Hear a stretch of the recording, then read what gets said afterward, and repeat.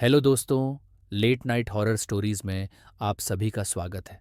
और आज मैं आपको एक सच्ची डरावनी कहानी सुनाने जा रहा हूँ।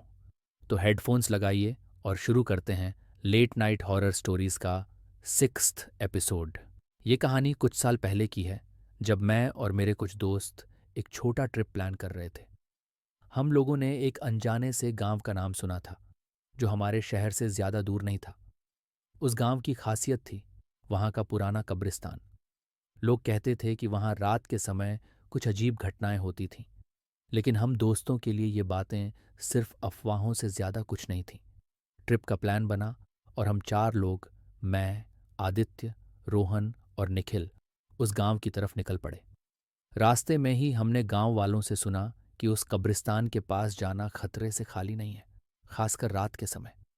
लेकिन हमारी उम्र ऐसी थी जहां डर कम और एडवेंचर का जुनून ज्यादा था। हमें और कोई नहीं रोक सकता था। गांव पहुंचने के बाद हमने सोचा कि रात होते ही कब्रिस्तान जाएंगे। दिन में तो वो जगह बस एक पुराना और सुनसान इलाका लग रही थी। वहां पर बहुत सारी पुरानी कब्रें थीं, जिनकी देखरेख कई सालों से नहीं हुई थी। हड्डियों की तरह दिखने वाले सूखे पेड़, जिनकी शाखाएं जैसे किसी की तरफ इशारा कर रही हों, कब्रिस्तान को और भी भयानक बना रहे थे। रात को करीब 11 बजे हमने अपना सामान उठाया और बिना किसी को बताए कब्रिस्तान की तरफ चल पड़े। गांव के रास्ते सुनसान थे और हवा में एक अजीब सी ठंडक थी, जो हमें हल्का सा बेचैन कर रही थी। चारों तरफ बस सन्नाटा था और दूर से कभी कभी कुत्तों के भौंकने की आवाज आ रही थी। जैसे ही हम कब्रिस्तान के पास पहुंचे, हमें एक पुराना गेट दिखाई दिया। गेट के ऊपर जंग लगा हुआ था और ऐसा लग रहा था कि वो गेट बरसों से किसी ने नहीं खोला। निखिल ने थोड़ी हिम्मत दिखाई और गेट को धक्का देकर खोल दिया। जैसे ही गेट खुला, एक तेज ठंडी हवा का झोंका हमारे चेहरे से टकराया। मुझे अचानक से दिल की धड़कन तेज होती महसूस हुई, लेकिन हमने आगे बढ़ने का फैसला किया। कब्रिस्तान के अंदर कदम रखते ही माहौल पूरी तरह से बदल गया। अचानक से हवा और भी ठंडी हो गई, जैसे वहां की हर चीज हमसे कुछ कहना चाह रही हो। चारों तरफ सिर्फ पुरानी जर्जर कब्रें थीं, जिनके पत्थरों पर लिखे अक्षर अब साफ दिख भी नहीं रहे थे।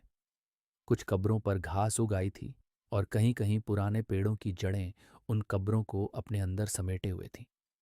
हम लोग धीरे धीरे आगे बढ़ रहे थे, लेकिन अंदर एक अजीब सा डर बैठता जा रहा था।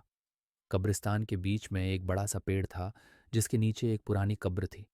रोहन ने कहा, चलो वहीं बैठते हैं, थोड़ा रेस्ट कर लेते हैं। हम सब ने उसकी बात मान ली और उस पेड़ के पास पहुंच गए। लेकिन जैसे ही हमने बैठने की कोशिश की, मुझे ऐसा महसूस हुआ कि किसी ने मेरे पैर को छू लिया हो। मैं झट से खड़ा हो गया और इधर उधर देखने लगा, लेकिन वहां कोई नहीं था। आदित्य ने हंसते हुए कहा, तू तो अभी से डर गया। मैंने उसकी बात को नज़रअंदाज किया और बैठ गया, लेकिन वो अजीब सा एहसास मेरे मन में बस गया था। कुछ मिनटों बाद निखिल ने एक अजीब बात कही।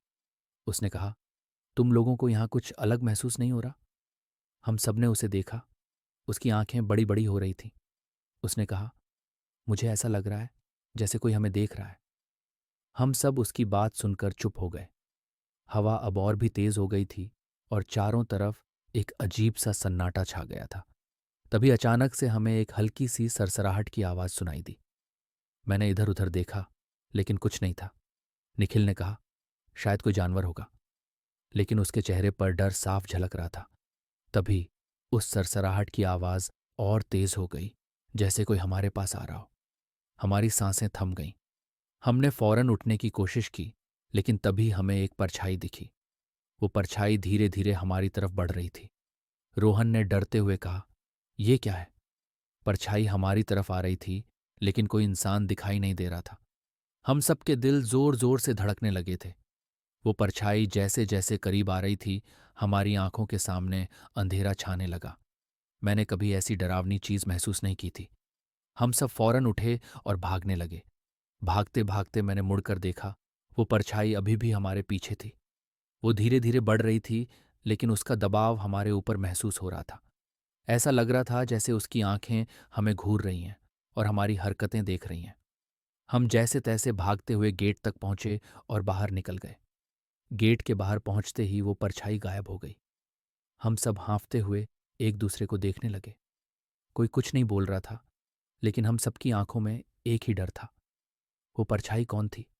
हमने उस रात गांव में किसी से कुछ नहीं कहा, लेकिन वो डर हमारे दिलों में बस चुका था। अगली सुबह हम सब ने फैसला किया कि गांव से लौट चलते हैं। जब हम गांव के बुजुर्गों से मिले तो उन्होंने हमें बताया कि उस कब्रिस्तान में कई साल पहले एक बहुत बुरा हादसा हुआ था। कुछ लोग वहां काले जादू की प्रैक्टिस करते थे और उनमें से एक की जान उसी कब्रिस्तान में चली गई थी। उसकी आत्मा अब भी वहां भटक रही है और जो कोई भी रात के समय वहां जाता है उसे वो अपनी तरफ खींच लेती है। हम सब चुपचाप उनकी बातें सुन रहे थे। शायद जो कुछ हमने देखा था वो उसी आत्मा का प्रभाव था। हमने गांव से निकलने का फैसला किया और कसम खाई कि कभी उस कब्रिस्तान के पास नहीं जाएंगे। तो दोस्तों, कैसी लगी आपको ये कहानी? अगर पसंद आई हो या डर लगा हो तो कमेंट करके ज़रूर बताइए और लाइक और सब्सक्राइब करना ना भूलें। अगर आपके साथ भी कोई डरावना एक्सपीरियंस हुआ है और आप चाहते हैं कि मैं आपकी भी कहानी अपने चैनल पर सुनाऊं, तो आप अपनी कहानी मुझे ईमेल कर सकते हैं। ईमेल आपको डिस्क्रिप्शन में मिल जाएगी, तो अपनी कहानी ज़रूर शेयर करें। फिर मिलेंगे अगले एपिसोड में कुछ नई और सच्ची डरावनी कहानियों के साथ। तब तक के लिए अलविदा।